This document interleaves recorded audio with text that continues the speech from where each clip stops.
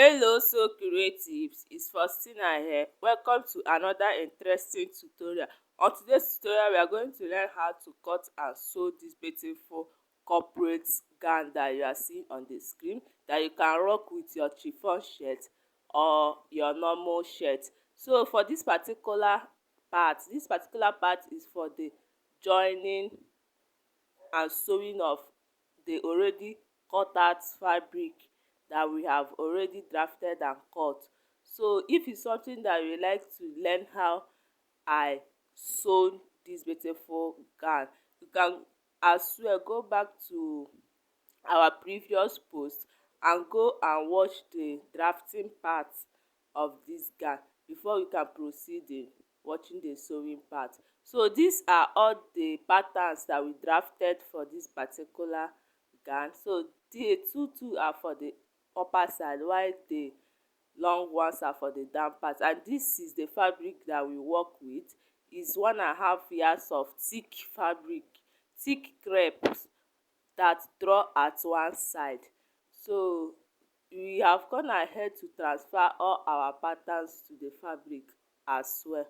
So these are all our transferred patterns. So this is how I added the allowances. On the upper side I added half an inch, while on the side I added 1 inch same allowance, and for the back I added 1 inch zipper allowance.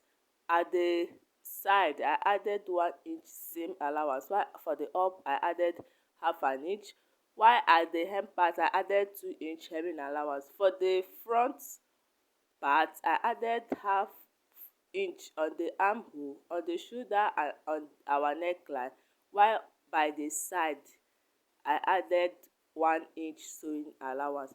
For the front back of the gown I also went ahead to add 1 inches both on the center back and on the zipper side. So we will start sewing it. So we start off from the front part. Like I said earlier, we have a plainting dart that is running from the waist to the hem part of our beautiful gown. So this is how we go about the plainting. So we hold the center of the dart and we now plaint one dart inside to go and match the other dart, like I illustrated on our drafting paper. So this is how you go about it. So you will see very clearly from the other side. You see how I plated it from the other side. So I pick the center of our dart and now plant the 1.25 inches dart that we impute on both sides. So I now plant it inside to go and meet the other one. After planting, you are going to use your pin to keep it in place. So I'm trying to make sure that the two darts is matching very correctly. So after getting my plant, I will go ahead and use my pin to keep it in place. You can also proceed to your ironing table to go and iron the dart flat before you can now start running a stitch on it. So we are going to move over to our sewing machine and run a stitch very close to the second dart. You see how I'm trying to illustrate it. You are going to run a stitch very close to the other dart side. So I quickly move over to my sewing machine and go and sew it and come and show you. So I've gone ahead to sew it. You can see that our dart is now on its own. So this is how you keep the dart in place. So after sewing it, we now proceed in working for the upper side. So we are going to keep the down part of the gown by the side so that we can work on the upper side of the front gown. So this is the upper side of the front gown. I'm trying to unpin it. So after unpinning it, I'm going to flip it open to the right side, because we are going to use this bias to turn the neck of our beautiful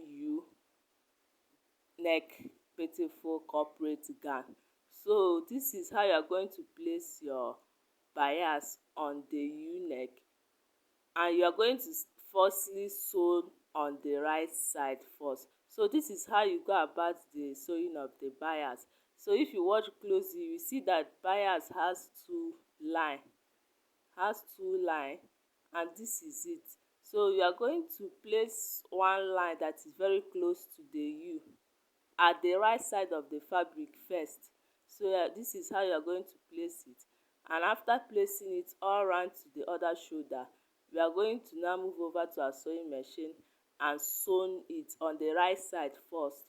So I've gone ahead to sew it on the right side first. So we now proceed in turning the bias to the wrong side like so. So this is how I'm going to turn the bias to the wrong side like so.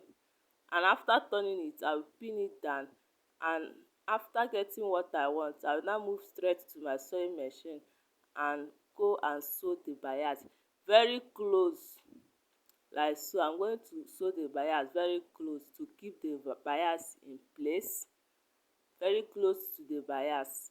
Note that I did not open the bias, so I'm going to sew it folded. So I will quickly move over to my sewing machine and go and sew it. So I've gone ahead to sew it. This is the outcome of our u neck beautiful corporate gown. You see how very neat and beautiful it's looking. Though it's black color, you will not see it clearly. So I went ahead to notch the center of our upper side, and I'm also going to notch the center of our down side, which is the waist side. I'm going to notch the center of the waist side. I'm going to join the two center to meet the down center like so. The front center will meet the down center. I'm going to pin it down like so, and I will now proceed to join the two waist by half an inch from one edge to another. So I quickly move over to my sewing machine and go and join it. So I've gone ahead to join it, and this is the outcome of. So we will now start working on the back side. For the back side, I'm also going to use the bias to turn the neck of our back side. So I quickly move over to our sewing machine and go and turn it.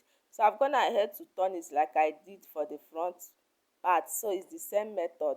So after turning it, we are going to introduce the down part of it, and we are going to start sewing, joining the upper side to the down part. So you can see that our zipper side is already notched. So from the zipper side, we are going to place the upper part zipper side to meet the down part zipper side, and we are going to sew by half an inch all the way to the other edge. So I'm trying to pin it down before I can go to my sewing machine and go and sew it. So I've gone ahead to sew it, and also close up my zipper allowance, because we won't be needing zip for this particular gown because our fabric was stretchy. So we now start joining from the shoulder. So I match the two shoulder together, and I'm going to sew by half an inch, after which I will proceed in using my bias to turn the armhole area like so.